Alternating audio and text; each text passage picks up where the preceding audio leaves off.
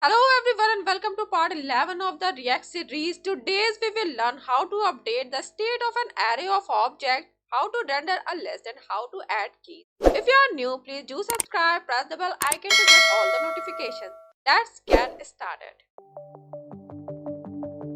We already know how to update the function using state. So now that I am filling out name, Gupper, language React and submit the form, I want to update my list and output data dynamically on the screen. When a dynamic application is used, we don't manually input the number of lists because there is no way to know in advance the number of lists we will receive. We will now work in that space. In app.js, we saved an array of objects here that store the name, language and level values of user as follows, and it renders in list.js, and there we have multiple components. Our goal is this section is to transform arrays into list of elements, and for this we are going to use JavaScript map function, the most preferred method. Map function is a built-in JavaScript method and higher function that allows us to iterate over a specified array and return a new array. Whenever we pass JavaScript expression in JSX, we wrap them in curly braces and inside the curly braces loop through a detail array using the map function. With map, we are going to iterate through each user. A function can be passed as an input, so let's specify the arrow function and pass the user as an argument and return JSX element list for each user. The function is then executed for each item on which it is called, and the output is the element that will be added to the newly constructed array. So now we can remove these components from here. We transform the array into list of elements, and now on the list component put the attribute or prop just as we did before and extract the name, language and level. Name, in curly braces specify the parameter user and object name, language, and in curly braces parameter user dot language and level, specify curly braces and inside the curly braces parameter user dot level. Here we will put it in the next line.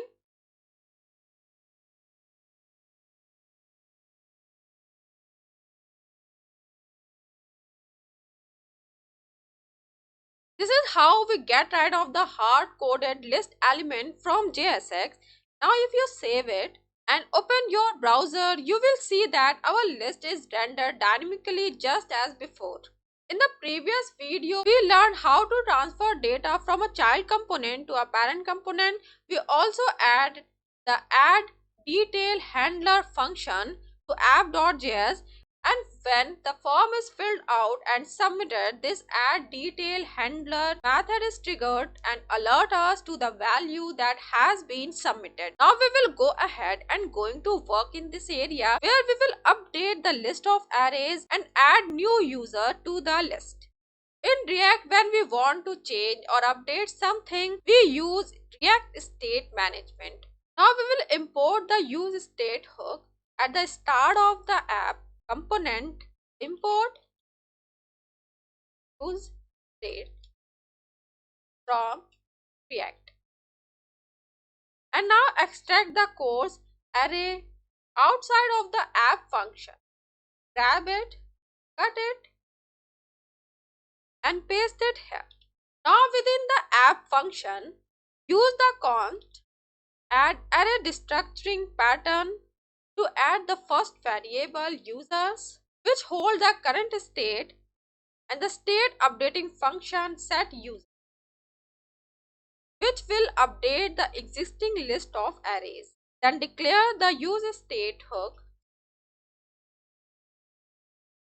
and pass the initial value course. We have a function with a parameter new user detail, the parameter has a submitted value, and inside of this function, we will call the update function setUser. Now we want to update list, which is an array stored in state. In React, you can't push a new item onto it and have that change render because you can't mutate existing state. For example, if I use push method, it will make an array mutable. Let's comment it out. Here use state variable users dot push, and inside it pass the new user detail parameter and call the function setUsers and pass users. In console we will log users, and here replace course with variable, save it. Now when you fill out the form, upper language react and press the button, the state is updated but the list is never updated. It's not working because we are mutating the existing state. Look at yourself when you open the console plus F12. Here the list has changed since a new item has been added, but the reference has not changed on the screen. What you need to do is populate a new array and set that as the new state value. To update an array, we will use the spread operator to make a copy of an existing array and append an item and then set the state to use that copy. So here specify set users, add square bracket, and inside pass the parameter new user detail, comma, and use spread operator. Now save it, and when you submit the form, it's not rendering as expected. Let's go to the text editor, and in the list I will just comment it out, and here I'm also going to comment it out, and the text replace with save it, and here it updated as expected. Let's reload it and once again fill the form and submit it. The component re-render by React as a result, and it reflects the most recent state changes. You will notice that data is being output correctly, but there is a warning about the missing unique keys in DevTools. So what exactly are keys? Keys are unique identifiers for the items dynamically created list. It helps to determine which element has been updated or changed, and React only update content within the element rather than re-rendering the entire list. Since we are displaying the list here without using the key, which is why we are getting error in the console. For performance reason, each element in the array should have a unique key. Let's add a unique string ID to the original list. So ID 21. Here add ID string 2. Here add comma and also update third item with ID U3. Save it, and user form component update the user detail object ID with a random string when you submit a new value in the user form component submit handler function. And here we will specify math.random. It will create the random number, and here we will specify the method, and it will create the random string adding u, and save it. And list.js, here we are extracting the list component. We should use the key attribute on the list element in the array. Use key attribute, and inside curly braces add user.id. Now save it and go to the browser and reload the page, fill the form, submit it.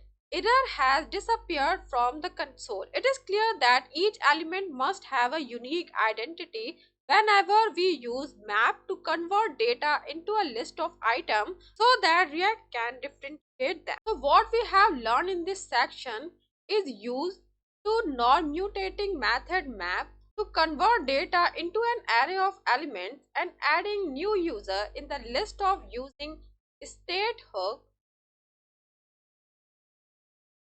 and list re-render when new data is submitted and give each element a unique identifier and key attribute